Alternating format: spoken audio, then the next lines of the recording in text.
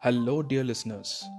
My name is Kishore Ganesh, and in the fourth episode of the Vocal About Visuals podcast, we will be examining, forensically even, another movie from the Detective Conan stable. It is the 13th of the franchise, and it's called The Raven Chaser.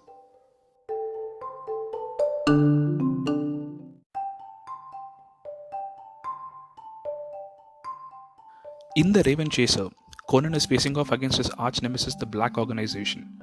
Black Organization, Raven, you get the idea.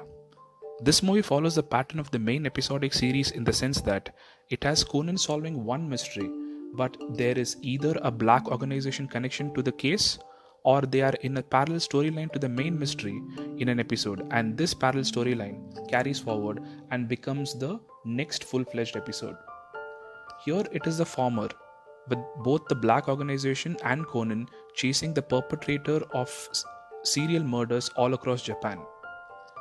The police, under the leadership of Superintendent Matsumoto, the dude with the scar on his eye, who sometimes appears in the series and movies, has assembled police inspectors from different areas of Japan, known as prefectures.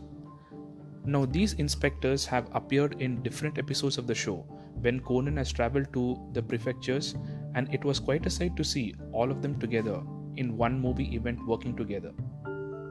One significant point of note is that the different inspectors have different defining characteristics. Not all of them are written as the one note dumb detective. In fact, there is one from the Nagano prefecture called Kansuke Yamato, who's extremely intelligent and only marginally below Conan in terms of detective acumen. This movie worked big time for me because here Conan is an actual life-threatening peril. It's not the usual I'm under threat because I happen to be in the vicinity of a case, or oh no, Ran will get to know my secret. Here, the threat is both to his life and the lives of his loved ones, which obviously makes the movie extremely engaging. Conan, for most of the movie, is aware that this might be his last case, and like any hero worth his salt, he must brush aside his feeling of dread and fear and continue to do what he has to do. You can see Conan put in a lot of solo investigative legwork, in addition to leaning on Hattori Heiji, the high school detective of the West, for some investigative help because it is an all hands on deck situation. Now, because Conan's circumstance has him playing the lone wolf for a long period of time in the movie, the detective boys, along with Professor Agasa, get to solve a mystery of their own and prove that they are sleuths of some merit in their own right. Now, let's not forget the villains.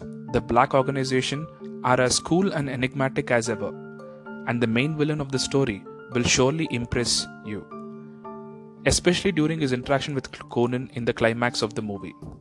Speaking of the climax, what a climax it is. If there was ever a hero moment anywhere in the Conan universe, one particular scene in the climax sequence, which I surely will not spoil, would be it. Had it played in a theatre near where I live, I would have stood up, jumped around, cheered, and howled. In a word, it was badass. Last but not least, I would like to say that the template way in which Ran is usually introduced into every climax sequence of every Conan movie ever is bearable and almost likable in this film. I'm not really a fan of Ran's arc in the climax sequence, something that I will discuss in depth in a future podcast, but here it is presented in a way that is complementary to the romantic theme of the movie. The fact that Conan is rendered extremely vulnerable in the movie and Ran rushes to help out is actually adorable and quite sweet.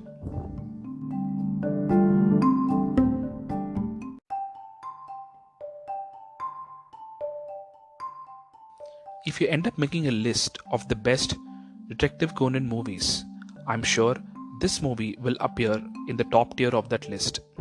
I think the same can be said about any of the movies that the Black Organization appears in. But for me personally, the fact that Conan's characterization in this movie is better than even the usual high standards, along with everything else I've gushed about so far in this podcast, are the reasons why this will be a strong recommendation from me to anyone who wants to experience the Conan universe, or even watch a solid mystery anime movie. Finally, as mentioned before in previous episodes of my podcast, I've been able to watch the other Conan movies in chronological order. So the next batch of podcasts will be about the first 3 films. Stay tuned and subscribe for that. Once again, my name is Kishore Ganesh. This is the Vocal About Visuals podcast, and thank you for listening.